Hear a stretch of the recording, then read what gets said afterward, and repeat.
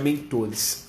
Agora vamos falar sobre antifragilidade, né? Agora a gente entra no nosso tema, que é falar sobre antifragilidade, que é a teoria do antifrágil. O que é ser antifrágil? Eu vou começar falando sobre fragilidade da seguinte forma. O vento que apaga, isso está no livro do Taleb, tá? Nassim Taleb, que é o livro Antifrágil. Ele disserta muito bem sobre o assunto. Então, o que é ser antifrágil? Ele começa o livro com essa frase, e para mim tem todo sentido. O vento que apaga a vela é o mesmo vento que energiza o fogo. Olha que profundo. O vento que apaga a vela é o mesmo vento que energiza o fogo. Então você vê que essa questão de ser antifrágil está muito mais relacionado à forma como você encara situações do que o fato em si.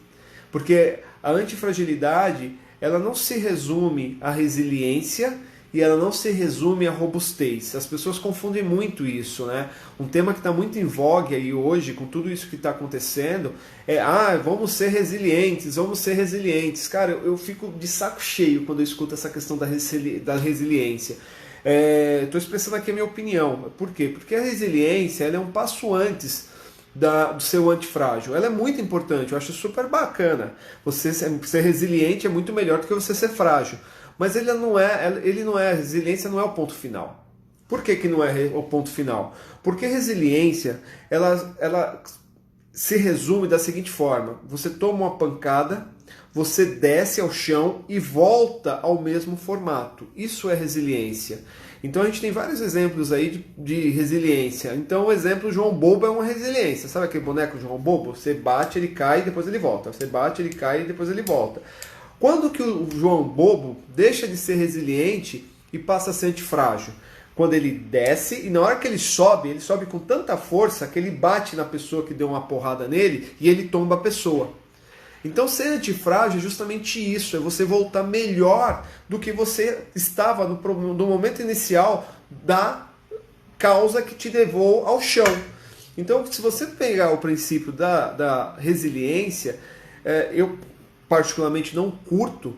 Por quê? Porque você volta da mesma forma. E para mim é um pensamento, como eu já expus aqui, de ser um João Bobo. Se você toma uma pancada, se você passa por algo difícil e você volta da mesma forma, significa que você não aprendeu nada com essa situação. Significa que você resistiu àquela situação. Significa que você é uma pessoa robusta. Significa que você é uma pessoa forte. Perfeito. Mas você não é uma pessoa, me desculpa, inteligente. Uma pessoa forte, com QE, né, com coeficiente emocional privilegiado. Porque se você toma uma pancada e você volta da mesma forma, significa que você não aprendeu nada com a situação.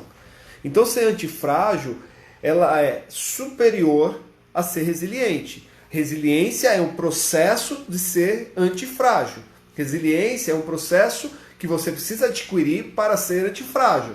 Então assim, eu tenho um pensamento que eu concordo com o pensador dele, né? Eu faço desse pensamento um pensamento que eu coloquei na minha vida, que é o seguinte: se é para tiver que escolher entre ser ignorante, né? Ignorante não é estúpido, ignorante é sem conhecimento, né? E antifrágil, a ser inteligente e frágil, eu prefiro ser uma pessoa ignorante e antifrágil. O que eu quero dizer com isso? E vamos lá, ignorante não é uma pessoa estúpida, ignorante é uma pessoa que não tem conhecimento. Entre não ter um conhecimento sobre determinado assunto e ser antifrágil e ter um conhecimento enorme sobre determinado assunto e ser frágil, eu fico com o primeiro, de ser ignorante e ser antifrágil. Por quê? Porque a partir do momento que eu for antifrágil, aquela minha ignorância, conforme eu for tomando as pancadas, ela vai me fazendo que eu melhore. A cada pancada que eu tomar, a cada não que eu tomar, a cada situação adversa que eu enfrentar, vai fazer com que o meu coeficiente de inteligência em relação àquela situação se eleve. Agora, se eu sou uma pessoa inteligente sobre um determinado assunto, mas eu sou frágil, na primeira pancada que eu fizer, que eu tomar, o que vai acontecer? Eu vou desistir. Quantas pessoas que vocês conhecem, coloca aí pra mim aí, dá um soquinho, né, um soquinho, já me dá uma porrada. Quantas pessoas que vocês conhecem que são extremamente inteligentes, mas são frágeis? Na primeira dificuldade, na primeira porrada, no primeiro obstáculo, desistem. Por quê? Porque são pessoas frágeis. Então, você tem que desenvolver esse processo de antifrágil. E isso se dá, cara, isso se dá por uma única questão. Tudo que eu estou passando aqui para vocês é minhas visões, tá? Minhas visões do mundo. Isso se dá, e aí agora a live já vai ficar somente com uma pessoa, porque isso se dá por quê? Porque as pessoas não entendem que se eu passar uma semana, um mês numa cama, todo o meu sistema muscular vai ficar o quê? Vai ficar mais frágil, porque aquilo que eu não uso me fragiliza. Tudo aquilo que eu não coloco um estresse em cima dele, diminui. Então, se eu não faço a minha mente, meu cérebro se esforçar para aprender algo novo, consequentemente, ele vai diminuindo a capacidade de aprendizado. Se eu não me esforço para ser uma pessoa comunicativa, eu vou perdendo o dom da comunicação. Se eu não me esforço para ser uma pessoa, um bom ouvinte, eu vou perdendo o dom da audição. Então, o que aconteceu nos últimos anos? A geração gato-gago, né? A geração mimimi. Tudo é politicamente incorreto. Então, o que está acontecendo? De talvez 15 anos, um pouco mais, um pouco menos, a gente está produzindo uma geração de gato-gago. Tudo é mimimi. Né? Não me chame de careca porque isso me ofende, isso faz com que eu chore, isso me deixa frágil. Me chame de uma pessoa de calva, porque é politicamente correto. E, por favor, nem fala isso para mim também que eu tenho trauma. Não me chame de magrelo, não me chame de gordinho, não me chame de neguinho, não me chame de mulher. Né? Eu não posso fazer mais um elogio para uma mulher. Eu não posso mais abrir a porta, eu não posso mais pagar a conta. É a geração mimimi. Tudo vai colocando as pessoas no universo da fragilidade. Por quê? Porque é a geração que vem sendo desenvolvida para ser uma geração fraca. Não é uma geração antifrágil. Pega a geração dos pais de vocês, para quem tem mais de 40 anos. Você que tem mais de 40 anos, você sofria bullying na escola? Não. Sabe por quê? Porque você nem sabia que era bullying. Lógico que eu não estou falando que eu sou a favor do bullying. Longe disso, tá, gente? Mas eu sou a favor de a gente parar com esse extremismo que está fazendo com que essa geração perca muito tempo. Né? Eu não estou falando, mais uma vez, de você é a favor, então, de deixar exacerbado o preconceito. Óbvio que não. Você é machista? Óbvio que não. Só que eu também não sou feminista. Né? Eu acho que a mulher ela tem uma função tão importante na sociedade, né? Mas ela não precisa ser masculinizada. Eu não estou falando, mais uma vez, de opções. Eu estou falando de movimentos. Ela não precisa ser masculinizada. A mulher tem um segredo nela, toda uma beleza que não precisa ser masculinizada, toda essa beleza, para ela ser valorizada. Sabe assim, temos que chegar de empoderamento. Cara, que empoderamento? Não preciso ficar falando que eu tenho poder. Não é isso. Eu preciso desenvolver as minhas capacidades, as minhas habilidades e olhar para a minha identidade. Isso é que vai fazer com que você seja realmente reconhecida e valorizada. Né? Então eu não estou falando de extremismo, mas o que eu estou falando é que essa geração do mimimi é uma geração frágil. Né? Existe uma frase que eu também gosto muito. Tempos difíceis produzem homens fortes. Tempos fáceis produzem homens fracos. E é o que a gente está vendo. A gente está vendo um monte de pessoas de 20, 25 anos, 30 anos, cada vez mais fracas, cada vez mais infantis. Por quê? Porque o papai e a mamãe querem proteger demais. Eu tive uma palestra com um cara chamado Gary Vee. Esse é um cara, é um dos gurus aí desse mundo digital. O cara é fantástico. E aí, olha só, o cara veio do nada. O cara veio do nada e é um dos caras mais influentes no mercado digital. Olha só o que ele disse. Eu estava na palestra, aí veio uma mulher falando que ela era de um outro país e que ela estava com um filho em outro local, né, no caso como estrangeiro, como imigrante, e que o filho dela sofria muito bullying, que ela ficava muito mal com aquilo, que ela não sabia como ajudar, o que deveria ser feito. E olha o que ele respondeu. É o seguinte, eu vim da Rússia, em plena Guerra Fria, morar nos Estados Unidos. Então, o que você acha que aconteceu comigo e com a minha família quando nós chegamos, se eu não me engano foi em Nova York. Em Nova York, para morar, um russo de Moscou, num país inimigo. Só que isso não me fragilizou. Pelo contrário, isso potencializou as minhas qualidades, porque meus pais não enxergavam aquilo como bullying. Meus pais enxergavam aquilo e me ensinaram que aquilo era um estímulo para que eu pudesse vencer na vida. Então, toda vez que você potencializa um bullying na tua casa, e potencializar, não estou dizendo que você reafirmar aquilo, mas que você potencializa, que você vai lá, compra as dores do teu filho, e você, no lugar de trabalhar ele para que ele fique mais forte, você quer trabalhar o causador, onde você não tem poder nenhum em cima do causador. Esquece. Quem causa o bullying, você não tem poder. Quem vai ter poder sobre essa pessoa é ela própria e talvez a família dela. Agora, na tua família, o poder que você tem é em relação ao teu filho, é em relação ao teu irmão, é em relação à tua esposa. E é nessas pessoas que você tem o poder de influenciar e fazer com que elas se tornem cada vez mais robustas, a ponto de se tornarem antifrágeis. Não é masculinizar, não é deixar a pessoa machista, não é nada disso. O que eu estou falando é de fortalecer a pessoa. E isso só acontece a partir do momento que você começa a passar para essa pessoa experiências onde você demonstra para ela que você não pode... Eita, peraí, ligou o som aqui, gente. Peraí, deixa eu desligar. Pronto. Isso só começa por você. Quando você começa a passar para ela que ela tem que ser forte, que ela tem que ser uma pessoa que suporte essas situações, porque o mundo é um lugar cruel e o papai e a mamãe não vão estar sempre ao teu lado, não. Então você tem que preparar teu filho, preparar tua filha para enfrentar esse mundo que é muito cruel, onde tem pessoas cruéis, onde tem pessoas onde você não tem domínio sobre elas, você tem domínio sobre o teu filho. Quando eu falo domínio, influência. E quando você começa a influenciar teu filho para que ele se torne uma pessoa antifrágil, você está contribuindo para que ele seja uma pessoa feliz. Porque no mundo todo, em toda a história do mundo, a gente nunca teve líderes que nunca colocaram a pele em risco. Se você sair pegando toda a literatura que já teve no mundo, os nossos heróis eram pessoas que colocaram a pele em risco. Todos os heróis bíblicos, todos colocaram a pele em risco. Não eram burocratas. Davi, desde Saul, ele não foi rei de Israel sem ir para a guerra. Davi era um guerreiro fantástico e de uma doçura tremenda, mas era um guerreiro.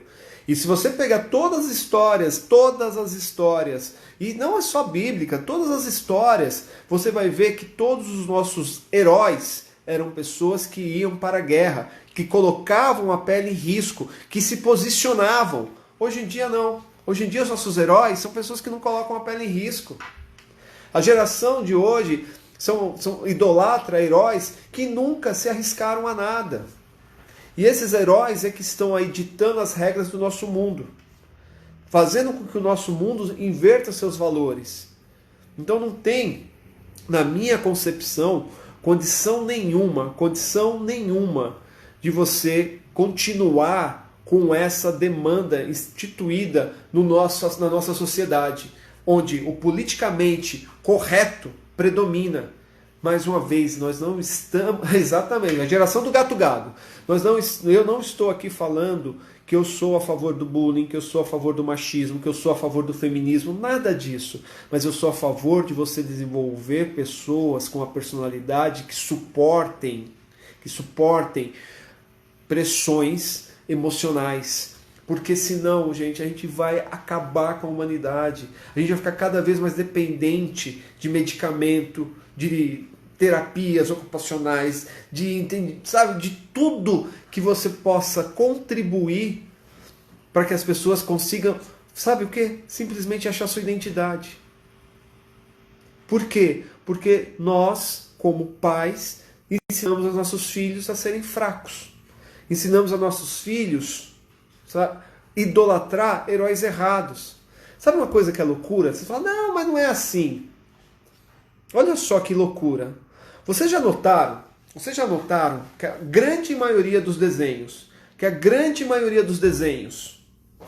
o pai é o bobão da casa?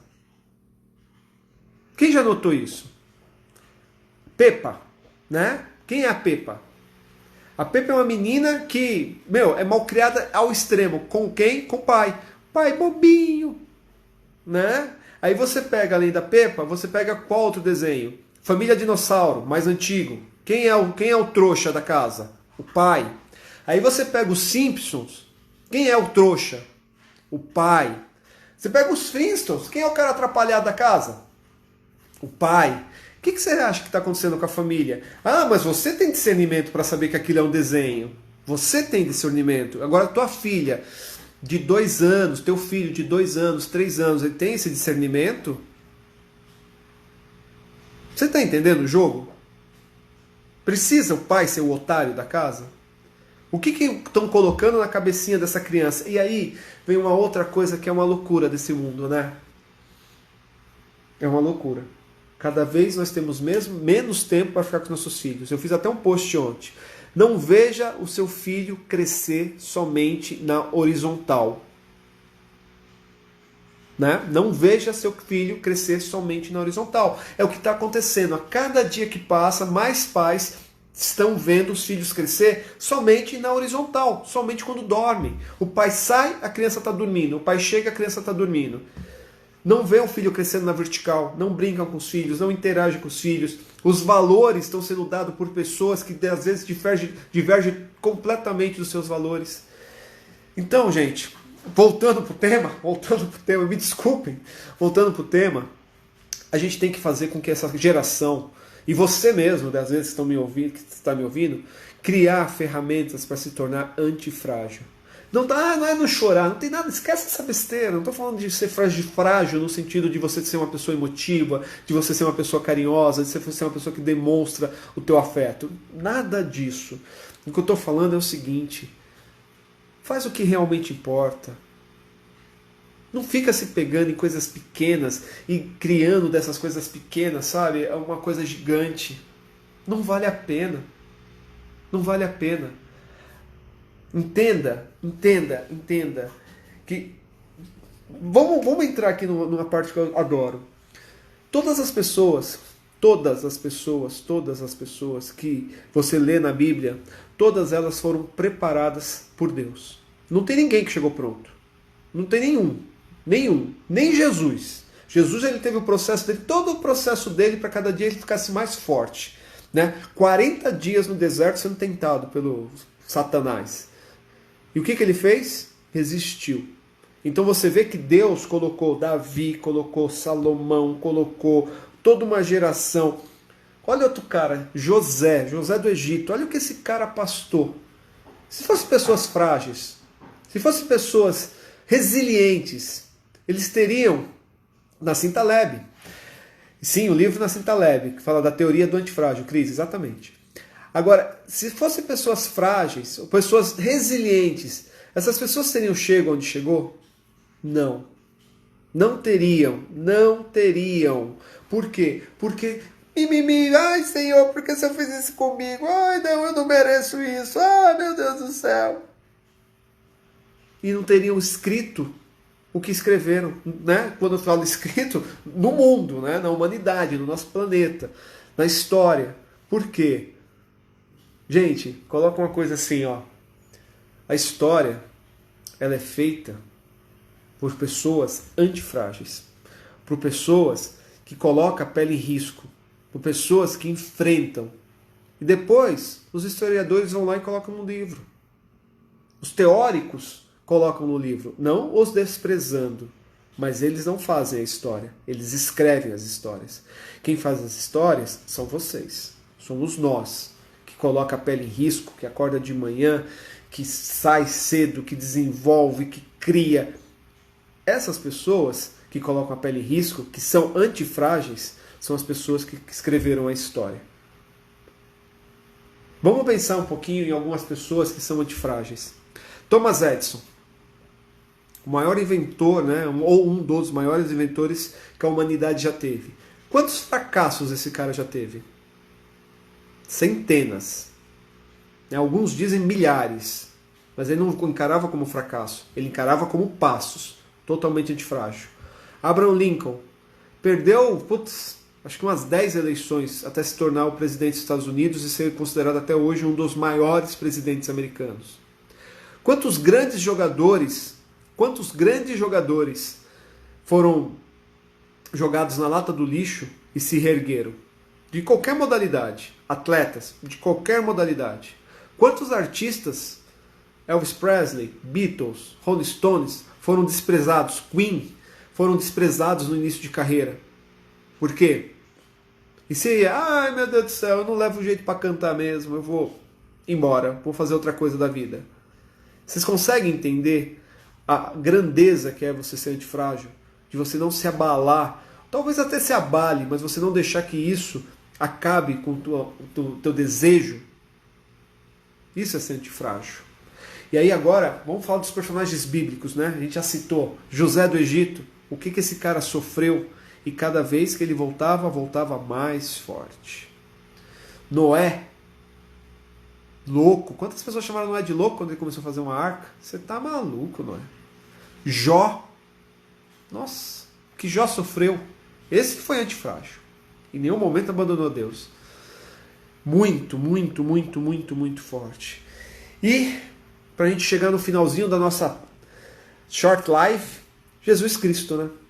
Não tem ninguém na humanidade, ninguém na humanidade que foi mais antifrágil do que esse cara. Daniel também, Nani. Davi também, Nani. Exatamente, vários. Todos eles, né? Todos os personagens. Não tem, agora nenhum, Nani, nenhum se compara a Jesus Cristo. Esse cara sangrou é ótimo, né? Suou, transpirou sangue. Cara, transpirar sangue é o auge do desespero, é o auge da dor. Transpirar sangue. Jesus transpirou sangue. Jesus pastou o que nenhum de nós temos a noção do que é aquele sofrimento. E ele voltou, depois de crucificado, mais forte. Tem um momento de Jesus que quando ele está quase ali a identidade humana dele, né, a parte humana dele fraquejando, aí você vê o mindset de alguém que é extremamente antifrágil. Você lembra? Quando ele chega e fala assim: Pai, afasta de mim esse cálice. Ele não estava mais aguentando. Só que aí vem, me arrepia. Aí vem o pensamento do cara antifrágil. Aí vem o cara que é governado pela alma e não é governado pelo corpo. Mas seja feita a vossa vontade. Pegou? Quantas vezes a gente é robusto, mas não é antifrágil? Muitas. Então, assim, uma das coisas primordial para você desenvolver esse processo de se tornar uma pessoa antifrágil é você dar muito mais valor para as coisas que vêm do alto. Não são só as coisas físicas, não é só o seu físico. É aqui, ó. É a tua alma, é a tua mente. Começa a fortalecer o seu QS, que é o coeficiente espiritual. Começa a fortalecer o seu QE, que é o seu coeficiente emocional, que você pode ter certeza que o seu QI vai estourar. As coisas terrenas vão estourar. Mas você tem que começar a fortalecer isso. A partir do momento que você começar a fortalecer o seu QS, que é o coeficiente espiritual, o seu QE, seu coeficiente emocional, você vai arrebentar em tudo. Tem pessoas que param de treinar porque começam a sentir uma dorzinha. Ai, fiquei dolorido, não vou mais. Gente, para. Tem gente que para de ler um livro porque não consegue entender a primeira página. Ah, não vou conseguir. Cara, lógico que não vai conseguir. Se você não tentar, se você não colocar isso pra, né, com vontade, insistir, tomar pancada e voltar, você não vai conseguir. Mas se você se determinar, você vai até o fim, sendo antifrágil. Então, pessoal, para a gente acabar aqui a nossa short life, que já até passou do tempo, nossa, passa muito rápido, né? Vamos desenvolver esse processo de antifragilidade. Resiliência, super bacana, importante pra cacete, mas não é o ponto final. Antifrágil é o que vai fazer você dar o próximo passo. É o que vai fazer você se preparar para tomar as pancadas que for e se levantar. É isso, é como dieta, perfeito, exatamente. Tem que resistir. Não é fácil, mas se consegue. Se você desenvolver todos os processos de elevação espiritual, fortalecimento da tua alma, todas as decisões vão ser mais fáceis. Mas principalmente, você não ser uma pessoa mimizenta.